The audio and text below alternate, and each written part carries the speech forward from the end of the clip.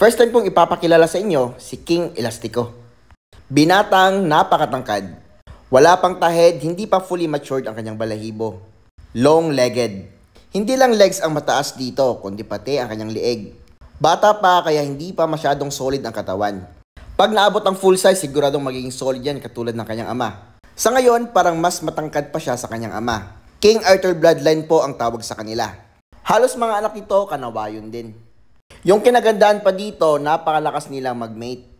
Breeder ADA po ang vitamins na ginagamit ko for breeding. Pag-uusapan natin ngayon ang breeding ng mga manok natin. No? Paano ba mag-breed? Mahirap ba? Ano ba yung mga dapat gawin para gumanda yung breeding natin? Unang-unang sa lahat, no? Syempre, dapat yung mga manok natin ay matured na. So, itong mga manok natin ay nagmamatured sa edad na pinakamaaga na 4.5 months. Yung mga roosters natin, yung iba 5 months yung mga hens, yan, nagpapamate na. Yan. 6 months to 8 months, yan. Doon na po nagsisimula yung magandang pangingitlog nila. Yan. 4 months, yan, dumalaga. Nagbibinata na yung mga roosters natin. Yung pangingitlog lang naman nila, no, kapag siyempre nagmating na, yan. Pareho pa rin yan sa tao na kapag kahit bata pa, 4 months, 5 months, yan, yung iba hindi nila ini-incubate yan, no? Kaso nga lang, siyempre may sperm din po yung roosters natin, may egg cells din po yung mga babae, yan. Kaya, no, hindi ko lang alam, tama ba yung term ko kung sperm cell ba or egg cell pa rin, no, dito sa manok, yan. Basta, may lalaki tsaka sa babae, katulad din po ng tao, kahit bata pa yan, no, sila ay pwedeng mag-fertile. Lalo-lalo na kapag matured na sila. Yan. So, same din po sa tao. Ganyan po yung pagmamanok. So, mas maganda, ito nyo pa rin, no? Na mag-incubate, yan. Or mag-select ng mga malalaking itlog. Wag lang yung maliliit. Kasi kapag nahatch yung mga maliliit na itlog, posibleng maliit din po yung kanyang mga sisiyo. Yun. Pero yung mga sisiyo na mga maliliit na yan, kapag lumaki na sila, yan, syempre, lalaki pa rin. Dahil makukuha nila yung genes ng kanilang mama at papa. So, nakadepende din po sa genes yung kalakihan ng manok. Yan. About naman sa fertility, basta sabi ko nga, matured na yung roosters natin at saka hens, yan, malaki yung chance na maraming fertile eggs. Sa mga itlog naman, may mga itlog na soft ang shell dahil po yan sa kakulangan ng calcium or baka stress yung mga breeders natin. So, lalo na sa mga hens. So, kapag stress yung hens natin or kulang sa calcium, yan. So, kayo na po yung bahala mag-adjust sa vitamins nila or magbigay kayo ng vitamins na may calcium. Yan. So, lipat naman tayo dito sa kabila. Yan. So, marami tayong bisita ngayon, no? Yan. Ang problema din dito, no, yung mahirap lang ay ang pag-breed gamit ang incubation. Yan. Or natural na breeding. Yan. Sa natural breeding naman po, yung problema dito, halimbawa, marami kang mga inahin, no? Kahit marami ka pang pugad, yung mga manok kasi natin, nagsiselos yan. Kung saan nangingitlog yung isa, doon din po mangingitlog yung isa. So, saan naglilim yung isa, doon din po maglilim yung ibang mga manok. No? So, gaya-gaya sila. Yan. Parang naaakit kasi sila, no?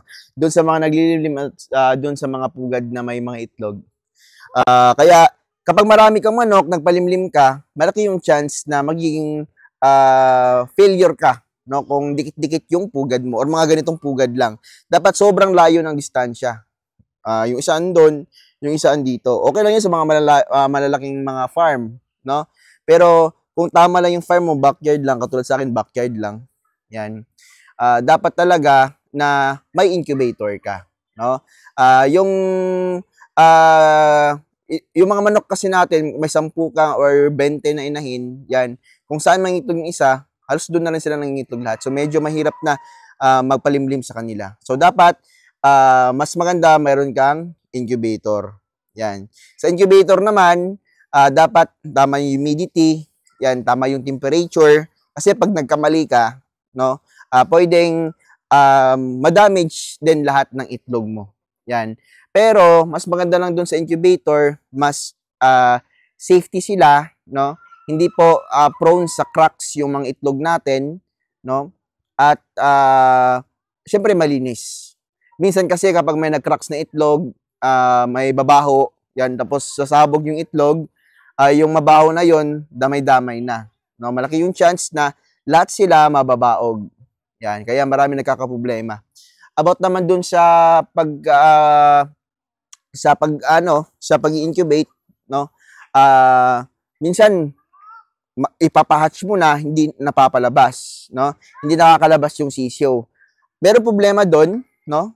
Hindi na maintain yung temperature or baka hindi siya nakalabas dahil sobrang tigas ng shell niya dahil kulang yung humidity. Posible din na mataas yung temperature, hindi namatay siya dahil nga mainit masyado. Yan.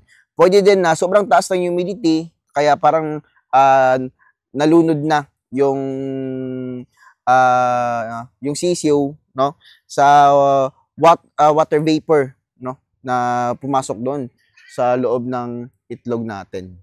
Yan. So papakita ko lang sa inyo yung ating mga incubators. Yan. Ito tayo doon, no.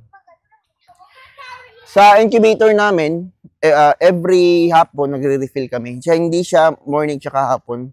Every hapon lang po. Yan, dito tayo. Yan.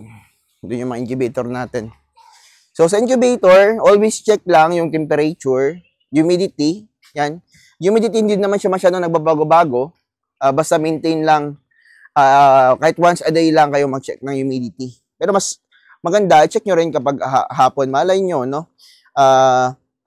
May nagkamali kayo, nalimutan nyo pala yung paglagay ng tubig. Sa humidity, katulad dito, ito, pinapatch na to, no? At, syempre, humidity.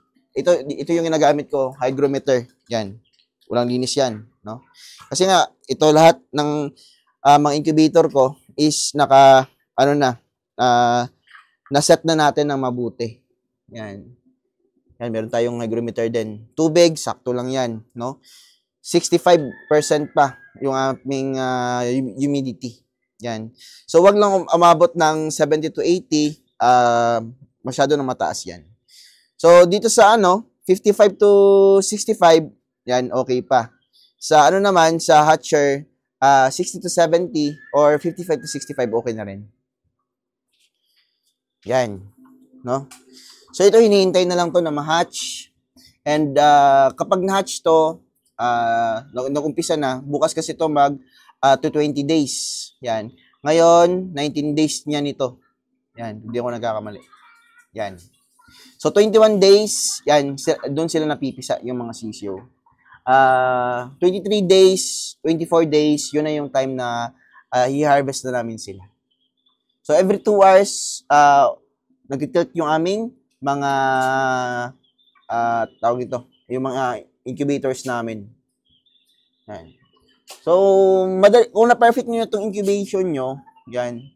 So, iset nyo na mabuti para mataas yung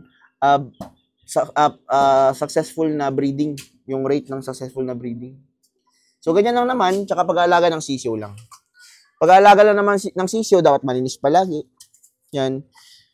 Dapat na, sa akin, 100 watts yung ginagamit ko talaga para sa mga bagong sisiyo. And dapat 4 to 6 inches yung distance ng ilaw sa flooring. Yan, malinis lang talaga. Disinfect palagi. Yan, yun na yung sekreto, no? Sa pag-aalaga ng manok. At syempre, quality feeds. Yan. Papalpak yung breeding mo kapag hindi quality yung feeds. Yun lang yung tandaan nyo. At saka, malinis na tubig palagi, no? Umaga at saka hapon. Refill palagi. Kailangan nyo ng manok ng malinis na tubig.